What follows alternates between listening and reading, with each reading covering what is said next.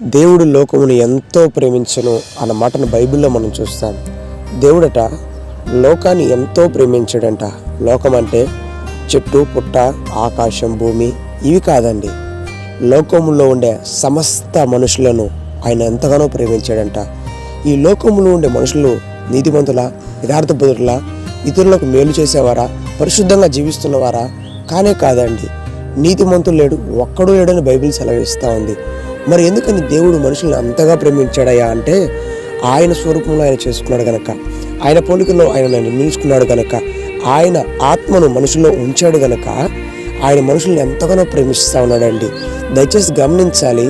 ఈరోజు ఎవరో నిన్ను ప్రేమిస్తలేరని, ఎవరో నిన్ను ద్వేషిస్తున్నారని, ఎవరో నిన్ను పట్టించుకోవట్లేదని నువ్వు ఈరోజు కృంగిపోయి బాధపడిపోయి అన్నం తినకుండా నీ జీవితాన్ని ముందుకు సాగుకుని వెళ్తున్నావు. అయితే దేవుడు నీతో అంటున్న మాట ఏంటంటే, ఎవరు నిన్ను ప్రేమించినా ప్రేమించకపోయినా నేను నిన్ను ఎంతో ప్రేమిస్తున్నాను. నీకు చదువు లేకుండా ఉండవచ్చు, అందం లేకుండా ఉండవచ్చు, నీకు ఆస్తి లేకుండా ఉండవచ్చు, నువ్వు బీద పరిస్థితుల్లో ఉండవచ్చు, అయినప్పటికీ కూడా నేను నిన్ను ఎంతో ప్రేమిస్తున్నానని దేవుడు సెలవిస్తూ ఉన్నాడు.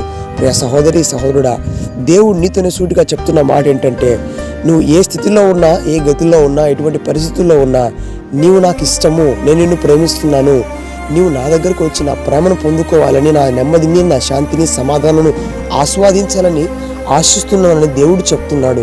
మనుషుల యొక్క ప్రేమ కోసం ఎందుకు ఆరాటపడి నిన్ను నువ్వు తక్కువ చేసుకుంటావు, విలువ లేకుండా నీ జీవితాన్ని అర్పించుకుంటావు? దేవుడు నీకు ఈరోజు ఒక మాట నీతో చెప్తున్నాడు ఏంటంటే, నేను నిన్ను ప్రేమిస్తున్న విధానం ఎలాంటో తెలుసా?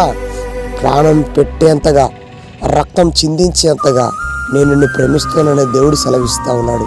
ప్రాణం పెట్టేంతగా దేవుడు నిన్ను ప్రేమించి నేను వెంటాడుతూ ఉంటే, ఈ ప్రేమను కాదనుకొని మనుషుల ప్రేమ కోసం, మనుషుల స్వార్థపూరితమైన ఆ ప్రేమ కోసం ఎందుకు ఆశిస్తున్నావు? ప్రియమిత్రమా, వెనుదిరిగి క్రీస్తు ప్రేమను సంపాదించుకుంటావా?